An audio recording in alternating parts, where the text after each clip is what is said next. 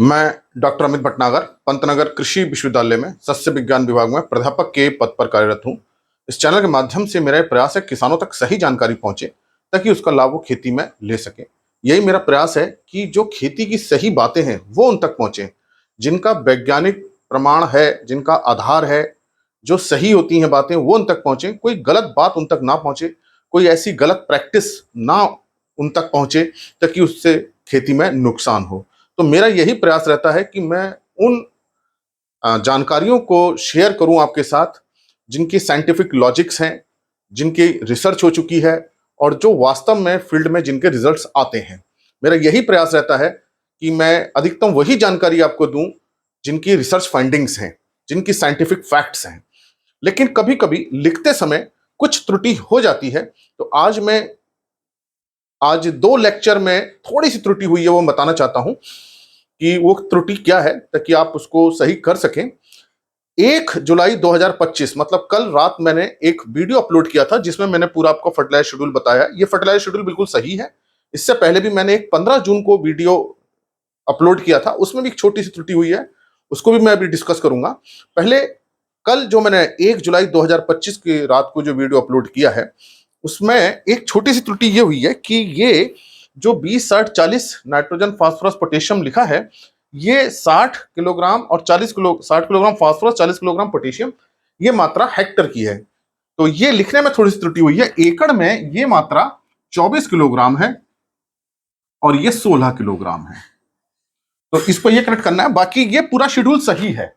ये जो fertiliser schedule बताया, एनपीके 75 किलो के साथ यूरिया 24 किलो, फिर एमओपी 7 किलो, डीएपी 52 किलो के साथ यूरिया 24 किलो, एमओपी 27 किलो, सही है बिल्कुल। ये एसएसपी 150 किलो के साथ यूरिया 44 किलो, एमओपी 27 किलो, ये बिल्कुल सही है।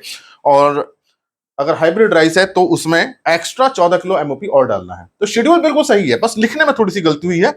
और ये कैलकुलेशन इस बात पे आधारित है कि जो हमारा 1 हेक्टर में जो हम देते हैं वो 150, 60, 40 होता है एनपीके। तो ये जो एकड़ में बनेगा तो ये बनेगा एकड़ में 60, 36 और 24 और 16 किलोग्राम एनपीके। तो ये देखिए, ये हेक्टर का है, ये मात्रा हेक्टर की है और ये मात्रा एकड़ की है। अब बुआई के समय हम पूरा फास्फोरस और पोटेशियम देते हैं और 1/3 नाइट्रोजन। तो इसका मतलब कि 1 एकड़ में बुआई के समय 1/3 20 किलो नाइट्रोजन हो जाएगी, पूरा फास्फोरस 24 किलो रहेगा, 16 किलोग्राम पोटेशियम रहेगा।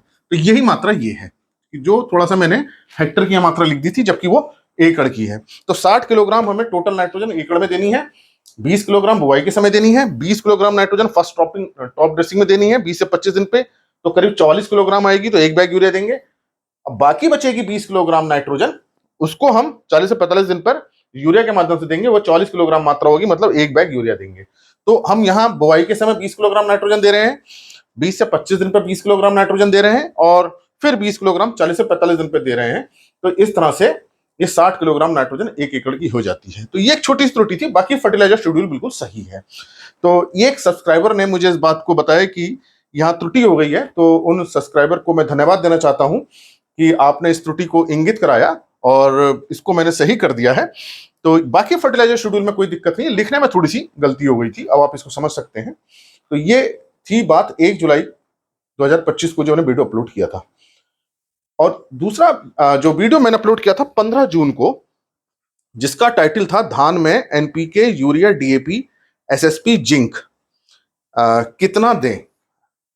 तो ये इसमें एक छोटी सी त्रुटि ये हुई थी, हालांकि मैंने इसका टाइटल अब चेंज कर दिया है।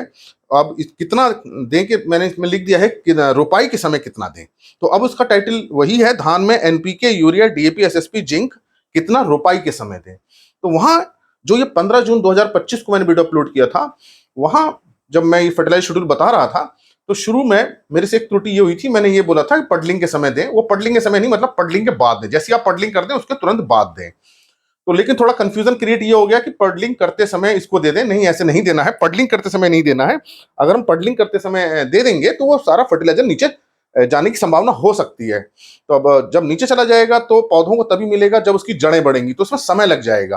तो पौधों को तुरंत मिल जाए तो हम पडलिंग के बाद दे दें। तो वो जो पोर्शन था कि पडलिंग के समय दें, उसको मैंने कट कर दिया है, वहां से मैंने हटा दिया है। और बाद में हालांकि मैंने वीडियो आप देखेंगे, पूरा वीडियो देखेंगे तो मैंने बाद में बताया है कि रोपाई के समय दें। उसमें मैंने ये भी बताया है कि जिंक हमें कब देना है, बाकी फर्टिलाइजर हमें रोपाई के समय दे देना है, और जिंक हमें रोपाई के बाद दे देना है, 15 दिन बाद, 20 दिन बाद देना है, यूरिया के साथ मिला के दे सकते हैं। तो एक छोटी सी त्रुटि वहां हुई थी। हालांकि वह कंफ्यूजन क्रिएट हो रहा है कि पडलिंग के समय दें, वो मैंने बोला वो त्रुटि वश है, वो यह है पडलिंग के बाद दें। तो इस बात को आप समझ गए होंगे। तो ये दो त्रुटि थी जो मैंने करेक्ट की।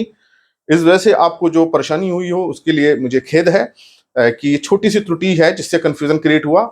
लेकिन जिन सब्सक्राइबर ने मुझे बात बताई उनको धन्यवाद कि उन्होंने इस त्रुटि को मेरे को इंगित किया, बताया, उनको बहुत बहुत धन्यवाद।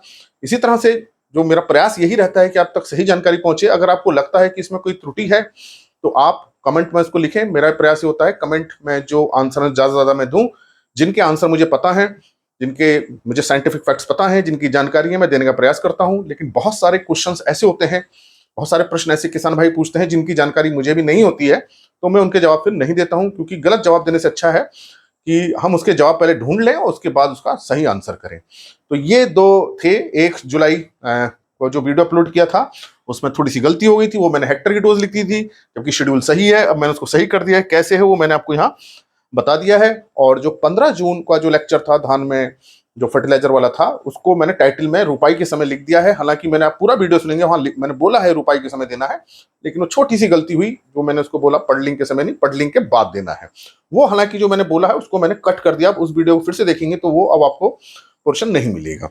तो आशा है कि आप मेरी बात को समझेंगे, जो छोटी सी त्रुटि हुई उसको माफ करेंगे, और मेरा यही प्रयास होगा कि आप तक सही जानकारी पहुंचे। कभी कभी ऐसा हो जाता है कि बोलते समय हम सोच कुछ और रहे हैं और बोलते समय कुछ लिखने में गलती हो जाती है, लेकिन मेरा प्रयास यही है आप तक सही जानकारी पहुंचे। लेकिन आपको कभी ऐसा लगता है कि इसमें कुछ त्रुटि है, कुछ इसमें कुछ गलती हो रही है, आप कमेंट बॉक्स में उसको आप मेरे को बताएं। मैं पूरा प्रयास होगा कि आप तक सही जानकारी पहुंचे, कोई आप तक गलत जानकारी नहीं पहुंचे। जो साइंटिफिक फैक्ट्स हैं, जो रिसर्च है, जो हम अपने फील्ड पे कर रहे हैं, जो हम रिसर्च पेपर में पढ़ते हैं, देखते हैं, जो पूरे विश्व में जो रिसर्च हो रही है, उसको सोच समझ कर, उसको जान करके आप तक पहुंचाएं, ताकि आपको उसका पूरा पूरा फायदा हो। कोई भी ऐसी चीज ना बताएं जो खेती की नुकसान करती हो या जिससे हमारे खेत की लागत बढ़ती हो, उत्पादन ना बढ़ता हो, ऐसी कोई चीज हम ना बताएं। कभी कभी हाँ ऐसा होता है कि खेती की लागत बढ़ जाती है, कुछ ऐसी चीजें होती हैं, लेकिन उनसे उत्पादन भी ज्यादा बढ़ता है। तो लेकिन प्रयास यही है कि आपकी खेती का खर्चा कम हो, मुनाफा ज्यादा हो, आपके खेत अच्छे रहें, फसल आपकी अच्छी रहे। इसी प्रकार के लेक्चर्स को देखने के लिए आप कृषि किसान प्लेलिस्ट देखिए, बहुत सारी प्लेलिस्ट है। आप एग्रीकल्चर के कोर्सेस रिलेटेड आप उनको भी देख सकते हैं। और अगर चैनल सब्सक्राइब नहीं किया है तो सब्सक्राइब कीजिए। धन्यवाद।